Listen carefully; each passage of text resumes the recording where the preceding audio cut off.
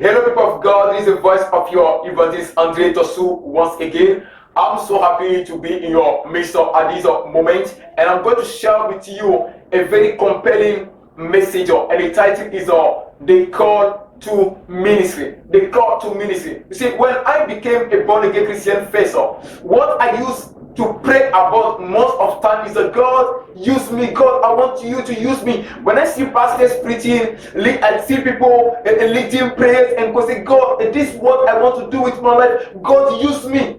But see, what is it? Is like praying for God to use us is not bad. I get it, because God wants people that He can use to advance His kingdom. But when the problem is that people don't actually know the realities of a God. You see, when you are ignorant of something, your effectiveness in it will be hindered. You can't be effective. That's what I was lacking as a baby believer. And this what many believers have found themselves in today. They want to do something for God, but they don't know the how and the what of what they want to do for God. Now, I want to define first what call means. What is a call? Call is an invitation to act. You see, I want something to be done, and then I call you to come and do it. That's call. Now, what are the realities of a call? When you hear someone like, God has called me, you see the joy, you see the smile. God has called me. I'm going to be used powerfully. I'm going to raise dead. I'm going to heal sick. And you just say, amazing. What? Guy?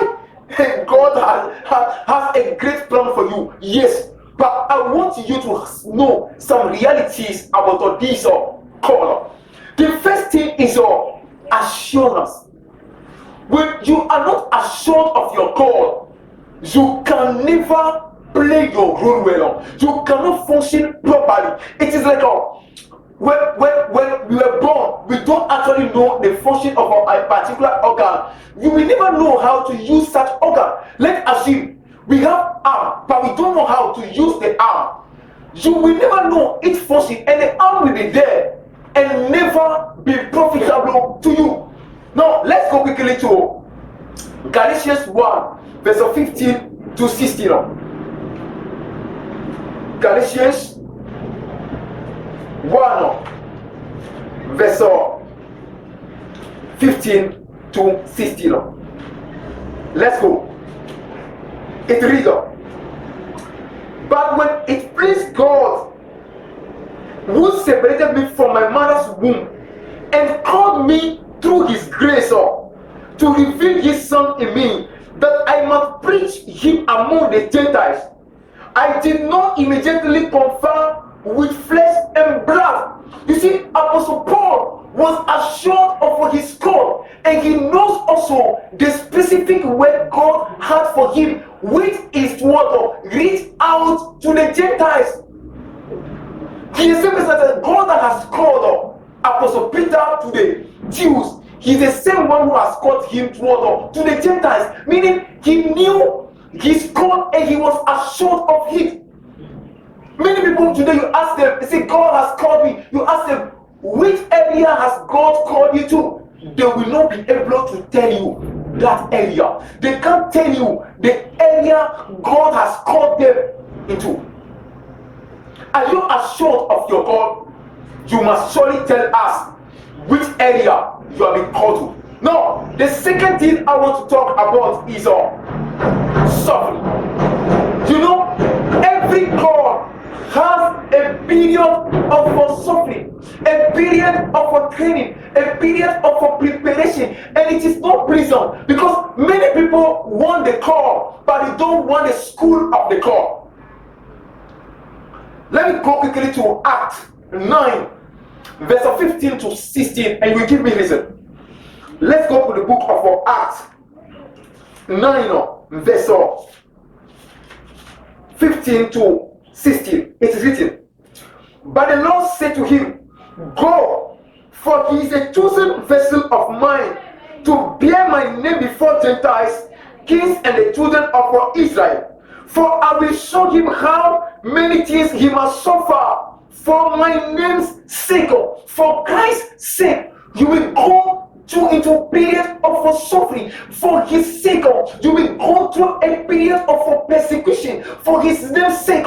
You will go through times of hardship. But do you know one thing? Those things will work for your good according to Romans 8 verse 28. That all things will work for your good according to his purpose for you, according to his call for you, according to his plans for you. Those things will come to equip you, but not to destroy you. They will come to make you become stronger, so that when you go to places and people are persecuting you, people are threatening you, you can still stand and fulfill God's call for your life. The last thing I want to talk about, aside of assurance, aside of suffering, is service. Ministry is all about the service. Ministry is a synonym of service. When you are selfish, if you don't think about the people, if all you want is you and your family, ministry is not yours. You are totally disqualified. You can't be in ministry if all you think about is your career, how to build a career in your name, how to build an empire in your name. Ministry is not yours. You can't do it for long, because ministry is all about the service, and service is all about the people. You serve God and you serve people. That's all what ministry is all about. Let's go quickly to the book of 2 Corinthians 12 verse 15. I'm going to show you how service is. 2 Corinthians 12, the very verse 15 is written, and I will very glad spend and be spent for your souls, though the more abundantly I love you, the less I'm loved. I say Apostle Paul was ready even to spend his soul just for the people's sake. In fact, he is loving them while he was loveless. If you don't love yourself less, you can never love people more. Because when you enter service or ministry and it is all about you, when people are not liking you, you will give up. When people are not showing appreciation, you will give up. So when you enter with this mind that I'm here to serve, no matter what will happen, I'm going to serve. People can insult you, people can hurt you, but you will still be there, because you are not called by people.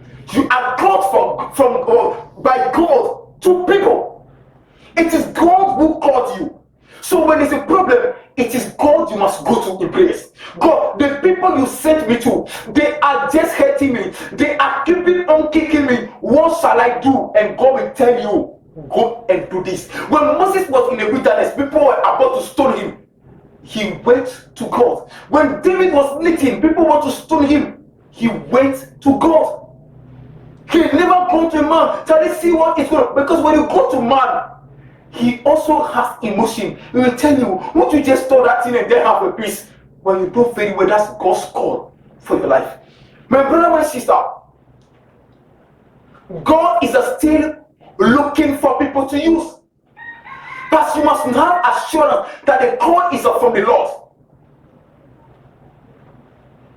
You must prepare yourself for suffering, time of suffering.